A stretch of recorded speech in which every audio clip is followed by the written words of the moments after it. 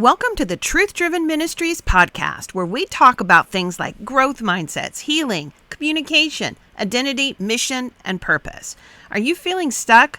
Don't worry. We'll be discussing practical ways to break through and level up your life. Let's get started. Welcome to our live. I am Angie Lynch. This is Christina Crane. And we're going to talk to you a little bit today. We talked to you on our last live about, are you stuck? Right. And we talked about a couple of things in there, in that it sucks to be stuck in a place of mediocrity. I read something last time. I'm going to go ahead and read this again. The most dangerous place to be in is a situation where it's too bad to stay living this way, but it's not so bad, or it's too good to uproot your whole entire life. So you end up living in this place of just meh. So Right. You don't really understand that you're stuck, but you manifest and exhibit all the symptoms of being stuck. Yeah. And we were saying earlier, your life is too good to want to mess up the parts that you feel like are good and potentially change and alter those, to go for the change and go after the change that's going to move you out of being stuck, because change can feel uncomfortable. Yes. Change gets people in this weird place of they want to experience something different so badly. Yeah. But it's like the fear of the unknown paralyzes people. It's like I can intellectually see that this might be a better way to do this, but it's like, I don't know what's going to happen. Yeah. So last live, we talked about, are you stuck? This live, we're going to talk about how to get unstuck. So let me read. I'm going to read John 10:10, and I'm going to read it from the King James. The thief does not come except to steal, kill, and destroy. I have come that they may have life and have it more abundantly. Now, we want to have abundant life. Like I said, we're talking about this mediocrity just position that a lot of times we'll take in life, where it's like, it's not so bad, or it's not my life isn't fantastical, magical, can't even talk today, magical unicorn status. Yeah. But at the same time, I should be grateful. It's not bad. So we really do get stuck in that rut.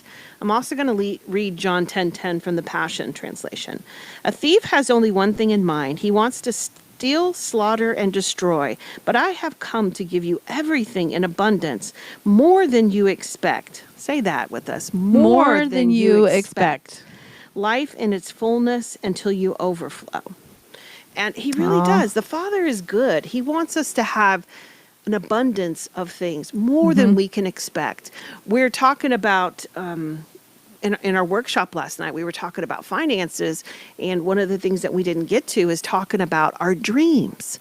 And what is funny to me is we have to open up our hearts to dream.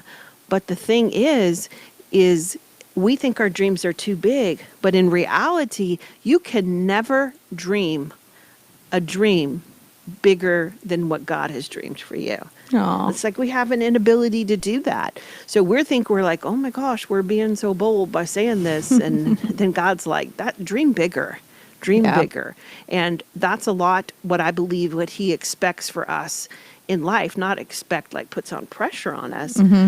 But he wants us to have an expectation of life and to have an abundance of it, an excess of it, that we as Christians, sometimes we think we just need to be these poor little Christians just eking by. And that is not how your Father intends for you to live. That's right. So let's get some people unstuck. Woohoo. The first thing, we're going to go through 12 points, but the first thing that I want to talk about is, one, you have to recognize that you're stuck. That seems like an obvious thing, but even like say when people come in for counseling, they'll have a quote, a problem, but when you start questioning them, then they start backpedaling. They're like, but it's not that bad. But, well, I don't know. Yep. Like you really have, if you want to get unstuck, you're going to have to get to a point where you say, my life is not working as is. Right. But don't come in and talk about all the ways in which it is working. Like we're not trying to be negative, but we're focused on, okay, what is not working, because that Right. is what we need to get unstuck from. Mm-hmm. But we as Christians, a lot of times we can't complain, we can't be upset, we can't have something not work in our life. So we can't really get into a place of reality where if something in my life isn't working, it's not my fault. It's not bad. It's not anything other than data. Sometimes we go through seasons where something used to work and it no longer works. And if we don't pay attention to that, then we are going to get stuck. Yes. Stuck like Chuck. Yep. Yeah. and in the mud. And if you don't recognize it, if you're not willing to step up and say, wow, this isn't working right now, and I need to try something, I need to do something different. But at first, I have to admit it. Mm-hmm. Admitting it is always the problem. It's always the first step. I'm sorry, the first step of the having a the problem. solution. Yeah, it's the first step in the right direction to look for a solution. And I think the questions we had last week, I think really are great questions to ask to figure out if you're stuck and where you're stuck. And I think with the points that we went through, I think it really illuminated to a lot of people, oh, wow, I am stuck. Maybe I didn't know that or acknowledge it, or because a lot of times people have to get really, really, really, really stuck before they come in here. But it doesn't have to be that way. Right. If you get used to understanding what happens when you get stuck, you cycle through that a lot quicker, and then you're able to recognize when you're stuck, and you could admit it, and then it's like, oh, I'm stuck. Let's figure this out. yeah, you can be more proactive in it. You really can. Yeah. Yeah. So number 2, I put down reflect on the cause. Now, I don't mean that you have to turn your world upside down, but if you're stuck, you kind of want to investigate. It's kind of like a picture you're in a car and your car gets stuck in the mud. You might want to get out and be like, oh, okay, this tire over here is stuck. You kind of want to see what got you to where you were. What's interesting though in an analysis, self-analysis, I would say, some self-examination, is you have to understand that your identity is different than your behavior. Right. Because when you understand that, you can look at your behavior, you can look at your process, you can look at your situation, you can look at your circumstances, and you don't have to feel like a loser because your identity is always very steady. It's what Jesus says about you. It's what God says about you. And that's always steady and stable. So you can look and say, okay, I was doing this, I quit doing this. And sometimes we get stuck because there's a season change. Sometimes it has nothing to do with you at all per se, except that you got a promotion and what you used to do doesn't work. You change seasons. What you used to do doesn't work. But we get, I think, so consumed with beating ourselves up and blaming ourselves. So when I talk about reflect on a cause, reflect on what's going on, reflect on how you got stuck, we are not beating yourself up. That's not what we're doing, because you will indeed get stuck again. Yeah, you you're will just get looking stuck for in that. information. Yes. You want to look back on it for information. You're just gathering data is how you want to look at it, so that going into it next time, you will have some information about, oh, that got me stuck, so let me try something different. Yeah, because it really is about thinking what's working and what's not working. Right. Some things you might be able to pull through with you, to the future, to the solution. But some things are just like, oh, wow, you know what? I used to do that and that used to work and it's just not working anymore. So we need to eliminate that. Sometimes the process breaks down. Sometimes you have to tweak how you're looking at something, or sometimes you get a mindset revelation and it's like, wow, I've got to shift. I've got to finish shifting that mindset. So there's always a cause why we get stuck. We don't want to get marred down in trying to beat ourselves up about it. We just want to figure it out so that we can move on to number 3, which is be intentional about the changes you want to see. Yes. When you reflect on the cause and you figure out, okay, why did I get stuck? Maybe it's as simple as you quit doing what you used to do. Maybe you quit hanging out with some of the people that were really a huge support system for you. And as you've quit hanging out with your God squad as much, you feel your mood going down. You feel your motivation going down. And so when you looked on number 2 and you reflected on it, you're like, man, I am not hanging around and doing the things that I need to do to stay on the course and the trajectory that I'm choosing to do that. So what do I have to do? I have to be intentional. You have to be intentional how you're going to set your life up, because you're not going to just wake up one day and say, hey, I want to get over here and just magically appear. You do have to arrange your life to support your choices. Right. And intentionality is huge. Ooh, with everything. Yeah. You have to be making intentional choices to move you in a different direction, to get you out of that stuck place. And like you said, I haven't been hanging out with my friends. Then you have to intentionally make a choice, because you're not going to realize that and then go, and now I want to hang out with them. You're going to probably want to run from them. So you're going to have to make intentional choices that might feel uncomfortable in the beginning. Yes, very much so. And just even looking at like, okay, when we talked about number 2, the cause, like, why am I not wanting to hang around my friends as much? Is there something that I'm doing in my life that I think that they won't agree with, or just trying to kind of figure it out? Because with intentionality, kind of what I would say a sub point to that is you've got to build routine into your life. If you're going to be intentional, you have to say, okay, I'm going to do A, B, and C, but you have to build that structure. And by structure, you have to build the routine into your life. If you want to write a book, you can't just, if you say today, I want to write a book, a year later, you'll be saying the same thing unless you build some routine around it. What are you going to have to do? You're going to have to set aside some time to write. You're going to have to have some bit of a plan, not like a rigid type of thing, because you always want to allow for the Holy Spirit to be able to unfold things. But at the same time, if you don't create the structure which to hang your intentionality on, you won't get to where you want to get to. Yeah, and I think accountability in it is huge too. Yes. Just bringing other safe people into what you're doing and the intention that you're making, just to say, hey, this is what I want to do, but I'm stuck.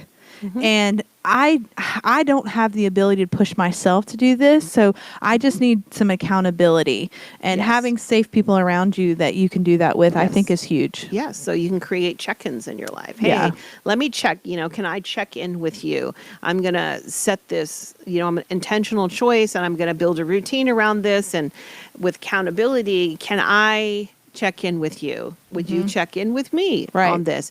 Very important. Do you know that when you start running with the right tribe, when you have your God squad, like, they really will help keep you on track with where you want to go, because your God squad really is going in the same direction you are. That's right. Yeah. So those are exciting points. Yeah. Number 4 is remember your why. I know Simon Sinek wrote a whole book on this, but it's so important. Why? Because ultimately, to back up for a second, what we're talking about is you're stuck in your purpose. You're stuck in moving forward.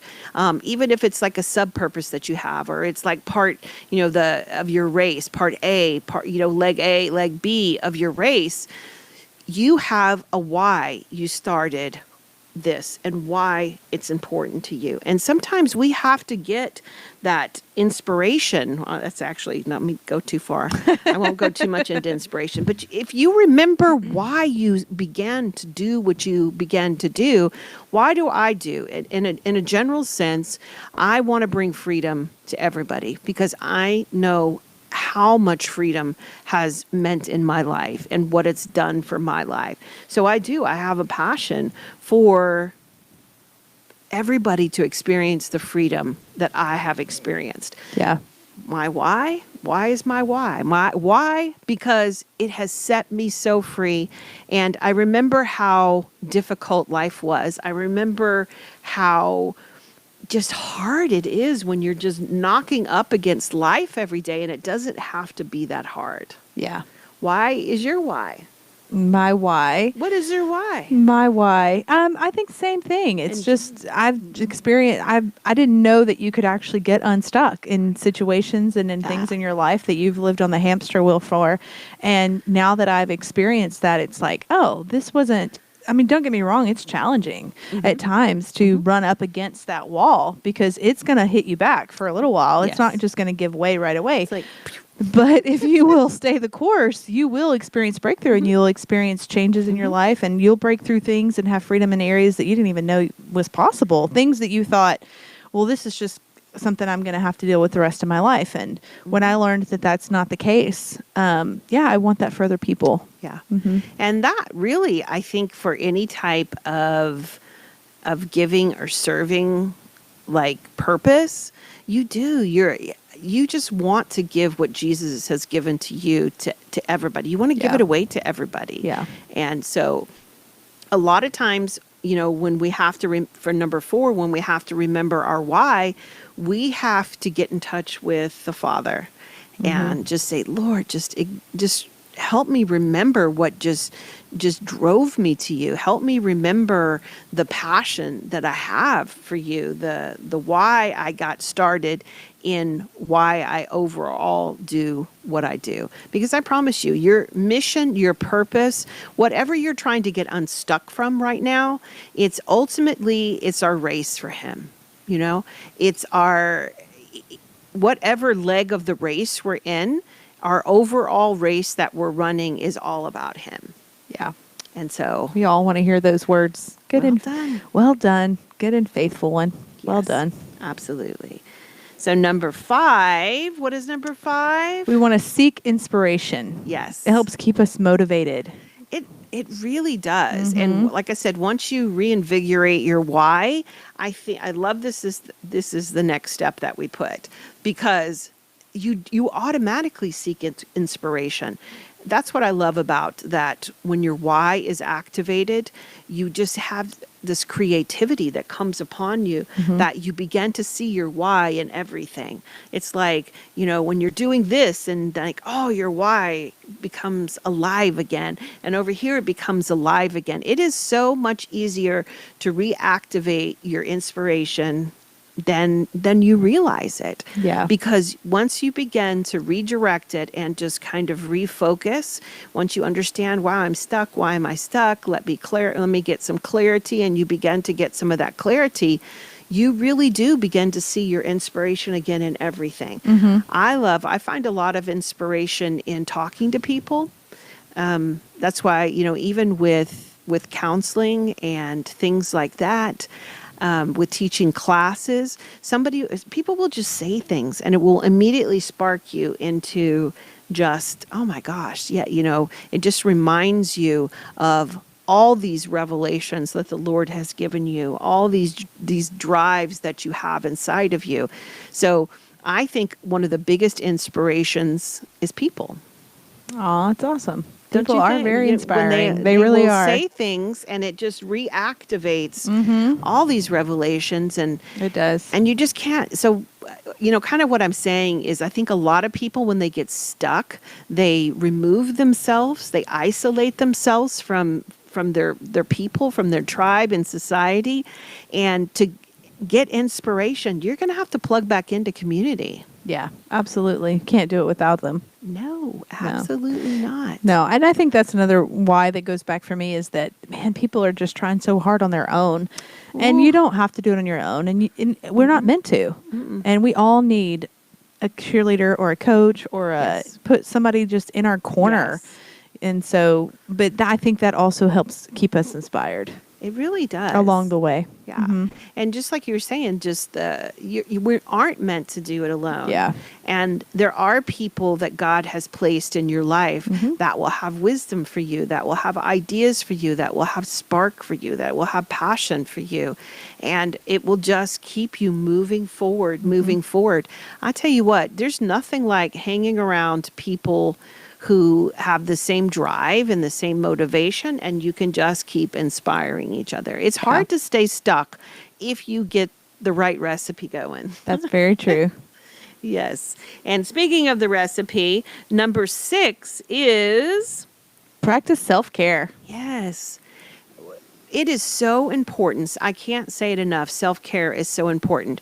You can't overflow what you don't have. If you don't have joy in you, you can fake joy, but people know the difference. Yeah. you have to take care of yourself, and not just at a minimal level. You have to have it overflowing so that it overflows onto other people. And self-care can look different to a lot of different people. What is something that really fills your cup? I like to read. Reading. If I read something that's very inspirational or moving, I like that helps fill my cup. Just that time alone. Oh, I know, coffee shops. I love coffee shops. I was trying to think what's something I love to do. I like to read, but I love to just a good coffee shop, like the smell and the people, and everybody's like, focused on what they're doing, and then you hear conversations around you of like friendships, and people are meeting for business, and I don't know, just the soft buzz of a coffee shop. Yes, it was so funny that not too long ago, a couple of weeks ago, somebody was describing a coffee shop to me. I'm like, I know that coffee shop because I've been there. She's one of my described favorites it to me. So I text her. I'm like, what coffee shop is that? And it happened to be the same. You were so excited about it and described it so vividly that when somebody else described it to me, I'm like, I've never been there, but I definitely know what coffee shop you are talking about. Yes. What fills your cup? Gosh, so many things. For me, I love humor. I love to laugh. Oh, yeah. And you and I know we send memes back. Yes. And reels. A lot. Yes, but I love people watching, but I think when I feel a little bit depleted, humor always that's fills a good my one. cup. Yeah. Like I said, it's just different for different people. I love watching a good movie. Like sometimes I'll get on a movie kick, and like if we finished a project or we're just kind of going at it hard, I'm like, oh, let's go see a movie. Yes. Let's do something like that. A good funny movie too, man. That's just fun. It is. And so there's just so many things that can fill you. And I think when you get stuck, one of the things, like I said, one of the things I love about humor is because we all have those things that regularly fill us. Like, we can spend time with the Lord, we can spend time with our God Squad, things like that. But sometimes we just need a new little something to break up the monotony, to break up the rhythm, to really like be a disruptor or an interrupter, to be like, give you like a fresh jolt. And so that you can see something a little bit differently, or that you can lean into it a little bit differently. Yeah. One thing I've realized lately is I like to dance, and I haven't danced in a long time. So I'm trying to find like a fun adult dance class, but they're hard to come by. Well, as far as my searches have gone. Yes. But that's one thing I've learned recently. Or I want to do, and I want you to do it with me. What? Is that where they strap you in and you run and it like holds you. I know. I can't remember what it's called. I want to do that too. I think it would be so much fun. But I'm convinced that I could do that. But you know how it is. We could totally do it. Like, here's what You're I in thought a it was harness. going to look like, but this is what it really is going to look like. We might have like a Pinterest veil kind of thing.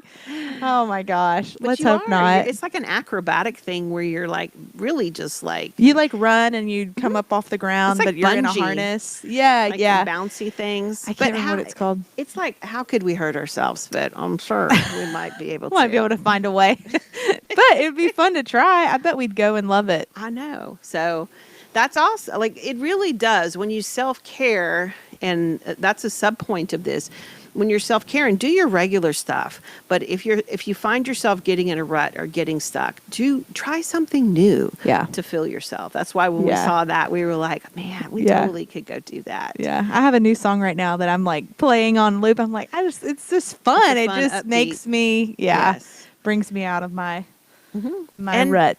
Like I said, it's so different for each and every one of us. It's individual.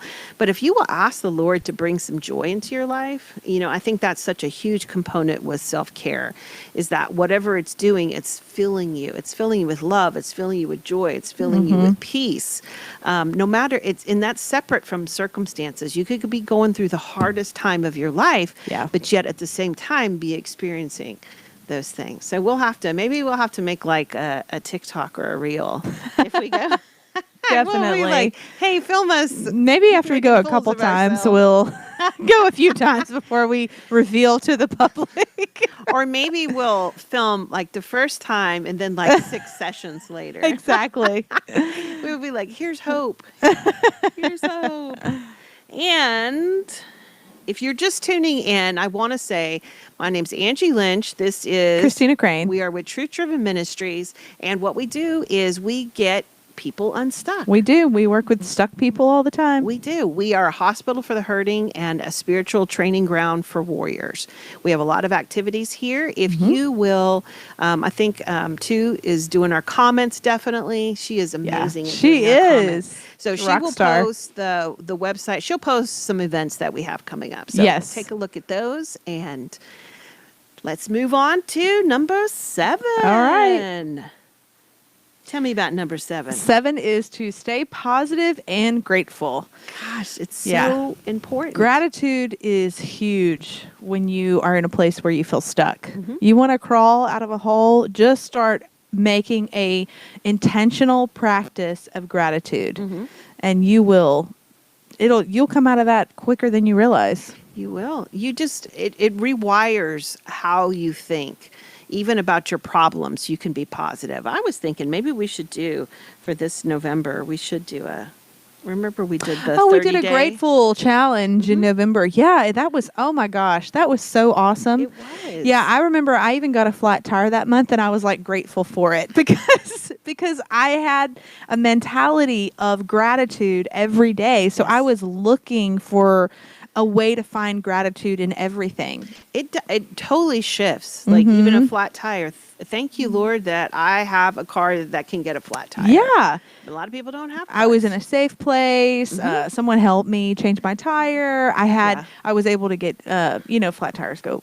The spare will go flat. I was able to get to a gas station. Yep. Just looking for the good in it instead of the, oh no, another thing happened. It is all about our mindset and attitude. And if you have like that little cliche, an attitude of gratitude, It's true. it's not wrong. Yeah. It really does shift how you think, and it just produces a different response to like if something comes up and you have an attitude of gratitude towards it, it just shifts even your physiological responses towards things. Your body stays calmer. It stays in a state of gratitude, and that makes a big difference on your hormones, on your neurotransmitters, on things like that. It Your makes nervous system. so much more than you think that Yeah. it will. One thing that I try to do every day is, because I heard, I didn't come up with this, I heard this, but right before you go to sleep, if you'll think of 5 things that went well that day, just 5 things that worked out, it helps to set your mind in a place of gratitude before you even wake up the next day. Yeah. Yeah. And it really, I'll say, is all about habits. If you're in the habit of being grateful, if you're in the habit about being positive, I'm not saying like just lie to yourself. I'm talking about a mindset of, okay, what can I be grateful for? And you get in that habit, it does make a big shift and a big difference. It really does. Number 8, I want you to get unstuck by, you have to set goals.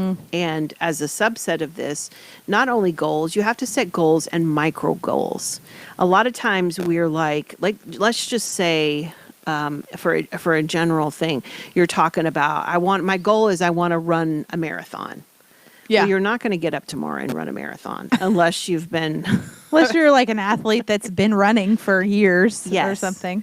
And I think sometimes when like we look at the seasons in our life, like I said, overall we can get stuck in our purpose sometimes, and we don't want to get stuck. But then we have to look at the season that we're in and what's your goals? What are your goals during that season that you're in currently?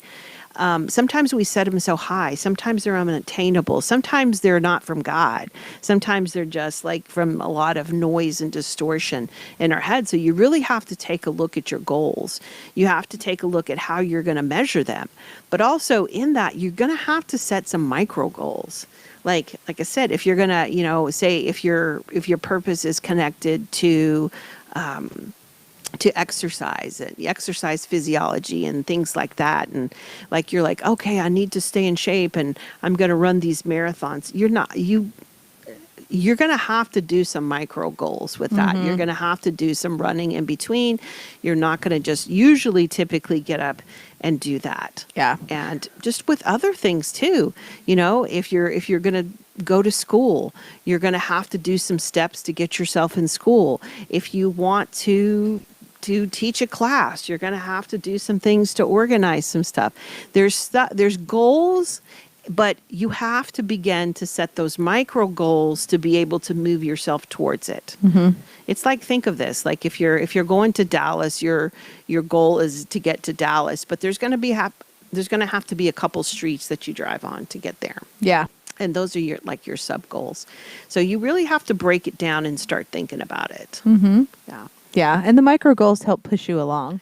Every time you reach a micro goal, it just encourages you that, okay, I took this bite of this elephant and I ate it and it's gone and it'll never come back because I've already checked that goal off, so I can keep moving towards this process and towards my ultimate goal. Absolutely. Number 9, I want you to stay patient and persistent. I think one of the hardest things is moving in your calling and moving in your purpose is there's a lot of times you don't see anything move or be measurable. Oh. And you have to stay patient and persistent. You have to understand that it's going to get you where you want to go. Like even, we're talking about, physical fitness.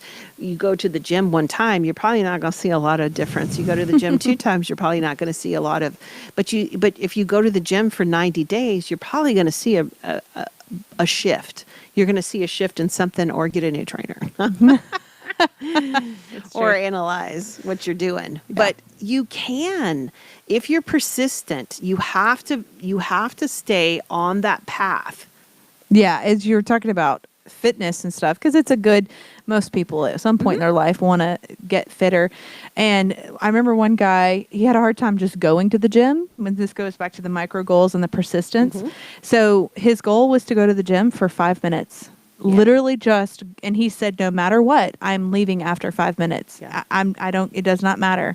And he did that for the first week. And then the next week it was 10 minutes and things like that. But that persistence, that routine, that micro goals, you just have to start where you're at. Yeah. And it really does begin, if you're persistent and you're patient with yourself, you do begin to move the needle on where you're going. It builds those habits. It builds those endurance muscles. It's very, very important because you learn to look. We have such a circumstantial mindset. Yeah. Like, let me look at my circumstances and I'm going to base how I feel off of my circumstances. Well, if you're not seeing the needle move on something that you're trying to accomplish or on a goal of yours, you can't just give up. You just have to keep going until you see that needle move. And you have to just get that grit and that grind in there, because there is an enemy that wants you to give up. There is an enemy that says, let's say you're doing a 90-day challenge to be kind to your spouse every day, to give them a compliment every day. And let's say they come home and they're crabby and then you're like, oh, I'm not going to, give a compliment, or you don't see progress. You have an expectation of what's supposed to happen and you don't see it. No, you got to be, if you have a 90-day challenge, you be persistent and patient for 90 days. Then reevaluate at the end of the 90 days. Don't take the temperature every day. We are so bad about trying to take the temperature of something every day. Yeah. I worked out 2 times and I can't lift 1,000,000 pounds. So what am I doing? Right. Well, just imagine if that guy would have said, this is so silly. I'm only going for 5 minutes. I'm not going to get anywhere. But you have to start somewhere. And through the process, you have to be patient and you have to persist. And what's crazy is when we get stuck in things, we will get stuck and do absolutely nothing. To get unstuck. It feels so overwhelming. And we can do that for long, extended periods of time. Yes. You can do unhealthy things. You can work really hard at staying stuck. Yes, you can. Yes. And so to get unstuck, just understand that it's going to be uncomfortable sometimes, but that patience, and I can't emphasize, persistence, but also patience with yourself. Yeah. Cut yourself some slack. Give yourself a break. Like, I love that example of the guy going for 5 minutes. Most people would be like, why go? That's a waste of time. But, I believe the Holy Spirit can give us just inspirational things to do. Like, dude, go for 5 minutes. Yes. And then maybe the next week, go for 6 minutes. Yep. Like, you just do what you got to do to get unstuck. We stay there and wallow in being stuck. Yeah. Let's get unstuck. You never know when that chisel is going to break that wall, that glass, whatever's in To your free way, whatever you. you want to call it. You never know what it is that's going to just shatter that and Yes. break you free in your life. Yeah. But you got to start with the tink, tink, tink, gotta you do have it. to start somewhere. You absolutely. But a lot of times we want to do the big move when we got to start with the little move. And what is it? Don't despise the Small beginnings. Yes. The days of small days of beginnings. small beginnings. Like, yes. you would do. You have Yeah. to start somewhere. And it's the little things that really do add up. Like, when you Yeah. think about the things that have really chiseled and gotten you free, it's that little thing that you did consistently. Yeah, you would be shocked at like Chick-fil-A, how long they have been in existence. They didn't blow up like they are now. And they started in malls. They And malls are did. dead.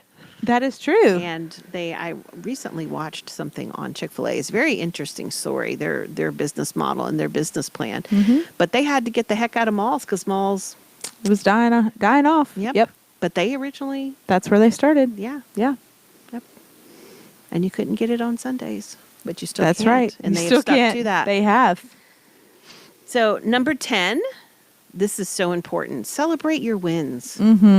A lot of times, like, that's why we set those micro goals, because you want to celebrate the little stages in between. Absolutely, 100%. Nothing is too small. A lot of times around here, we'll do what? High five. High five. We'll high five ourselves. I know.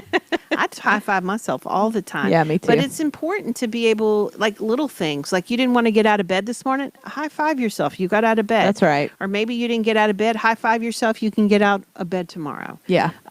But you do have to begin to find something to celebrate, because if life is just, we can so often just put off celebrating. I don't have to, that's not big enough, or that's Yeah. not important enough.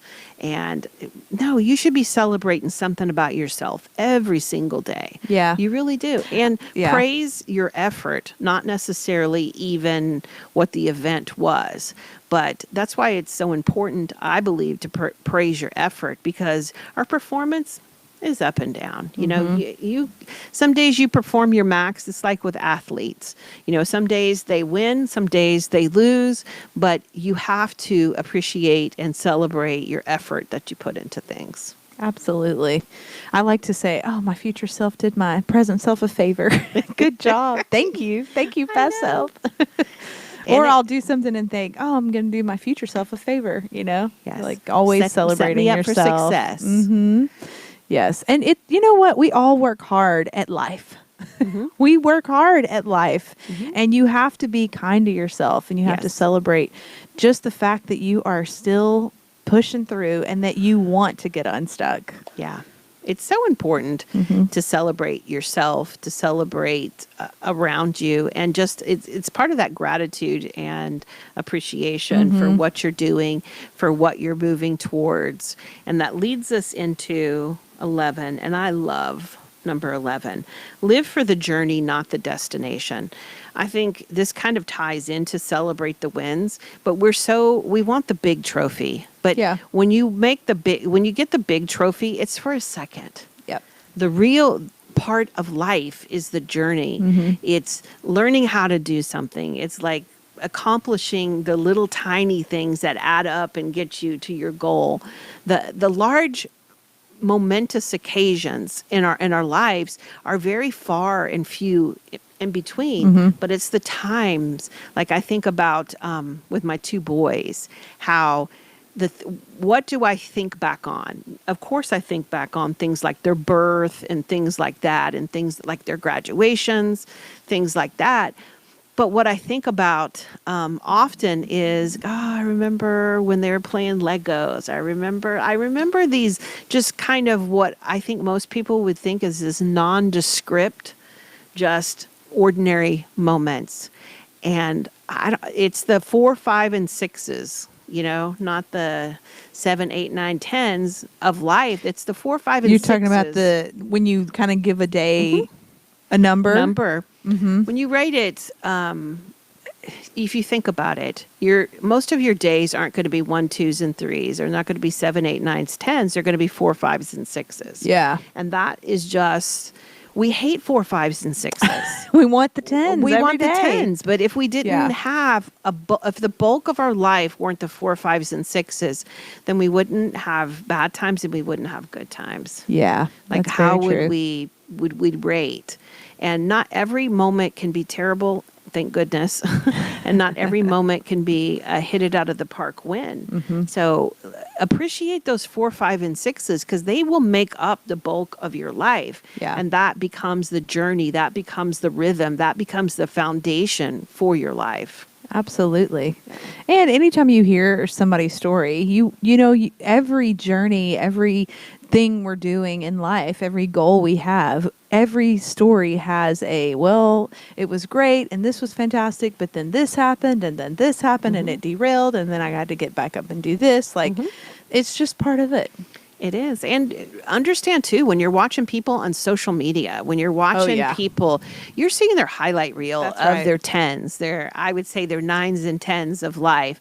You're not seeing the 4, 5, and 6s. Right. You're not seeing like, oh, my gosh, The argument they just got in before they posted that picture. And you're not seeing the things that they're not happy about, or that they feel like they're failing at life. Very few. There are some really authentic people out there, but usually it is a highlight reel, and you're comparing your 4, 5s, and 6s to that highlight reel, and you're wondering why your journey feels like it sucks. Yeah. And so you got to be really careful with that comparison, and just lean into the journey, lean into the boring, ordinary parts of life that will make up the majority part, because there's another word a lot of times when we say we're bored, we're at peace. Like, I think a lot of times when people come out of chaos and they enter into peace, the 4, 5, and 6s of life, it's hard for them to enjoy because they're not an extreme, whether it's a bad extreme or a good extreme. So you have to be intentional about learning how to enjoy your journey. Yeah. It's neat because you'll climb that mountain, you're going to step on a ledge, and then you're going to turn around and there'll be another mountain to climb. Especially if you're a grower and you're somebody that wants to see change in your life, and you're somebody who wants to continue to persist and promote and go after the things that God has for you. You're always going to feel like there's another mountain. So enjoying the path on the mountain, that's where the beauty really is. Smell the flowers, literally. Mm-hmm. Number 12, and our final one, about how to get yourself unstuck. And I would encourage you to go back and listen to this video. We have several points in here, but go back and listen to this live again. The number 12 is surround yourself with passion-filled people running in the same direction as you. Now, that's a long one. Let's say that again. Two's posted the Two, this is for you. Surround yourself with passion-filled people running in the same direction as you. Man, I can't say that enough. We call it your God Squad. Yeah. But you literally have to people don't have to be carbon copies of you, but it has to be people running in the same direction. What are you running after? We run with people who run for freedom. Yeah. We do, because if we didn't, how hard would it be to stay motivated? Absolutely. And I'll tell you what, with working with people every day, through counseling, through discipleship, through leadership, through all kinds of things, it would be hard for us not to stay motivated. It would. And thank God. I mean, it really, I feel very blessed with what I do here, because it just keeps you surrounded by people that have a growth mindset, that are moving forward, that are on fire for God, that are passionate. I'm not talking about everybody's life is perfect, but I'm talking about everybody wants to stay running their race. Yeah, that's huge. It is Who so you're around, huge. it will affect you more than you could ever imagine. It will. I've seen several people, I've heard several people say, you want to see what your life is going to look like in 5 years? Yeah. Look at the people around you. That's right. And, sometimes it's not about judging people. It's not about people's value. Everybody is equal in value, but different in function. And you want to run with the people in the direction where God is pointing you. Not everybody's on your journey where you're at right now. And you're not on everybody else's journey. Right. Like there's different ways to accomplish that. But I don't know that you can stay motivated, stay unstuck, stay filled with passion and inspiration and excitement if you are not surrounding yourself with the right people. So true. Yeah. It'll drain you, because some people will just suck the life out of you. Yes. Suck the inspiration out of you. And hear me when I say it's not about value. I think so many people get caught up in, well, I can't, we're Christians. We have to love everybody. Love everybody, but run with who you're called to run with. That's so important. Absolutely. Yeah, because they will have you doing what they're doing faster than you will have them doing what you're doing. That's right. Yes. And so there's nothing wrong with running with the people you're called to run with. It will keep you focused, inspired, on task, on purpose. Yep. Yes. Well, I'm excited that we've talked about how to get unstuck. And like I said, go back and watch the first video to figure out, if you don't know if you're stuck or not, go back and watch that first video. Am I stuck? You'll find out very quickly if you are. You probably are. Even if you ask yourself, I feel like if you have to ask yourself if you're stuck, you know the answer. Yeah, absolutely. To that. There's something inside of you that's like, okay, I might be. And then go back and listen to this. We kind of went over this list a little quickly, but at the same time, I want you really to focus on each one of these points that we made, and because you can get unstuck. And I'm going to add a 13th one. If you are stuck and no matter what you do, you can't seem to get unstuck, reach out. Reach out. Oh, please do. Yeah. Reach out to us, reach out to your pastor, reach out to a trusted friend. I promise you, you don't have to live a life of feeling stuck. And hear me, everybody gets stuck. We just don't want to camp out and live there and just kind of, I hate to say, waste our life. You don't want to live a life of just, I'm not quite happy, but I'm not quite miserable enough to change it, because you literally just lose your whole life that way and just get stuck in that mediocrity where you never really feel great about anything that you're doing. That's true. So I'm going to pray. She's going to turn off the camera since we're doing it all today. And everybody give a hands out to just a clap for two. Yay! She's doing our comments and she does an amazing job. Yes. And we just so appreciate that. She's awesome. Yes. Dear Lord, I just thank you. Lord, I thank you for your ability to have us see when we get stuck, Lord, that you're so kind and you're so gentle and you're constantly nudging us forward and you're nudging us on, that you're giving us the inspiration to get to where we need to be. Lord, I thank you that you give us creative solutions for when we do get stuck, that you give us these solutions that unstick us. Lord, we thank you for the people that you call to run with us. And Lord, for the people that just uplift us. Lord, for the people that came before us and the people that'll come after us. Just, Lord, thank you that it's just so amazing how you make all things work together. We're complete in total awe of everything you do. And we thank you for your favor and for your grace and mercy. You just kindly and generously just pour out upon us. In Jesus' name, amen. Amen. We'll see you soon.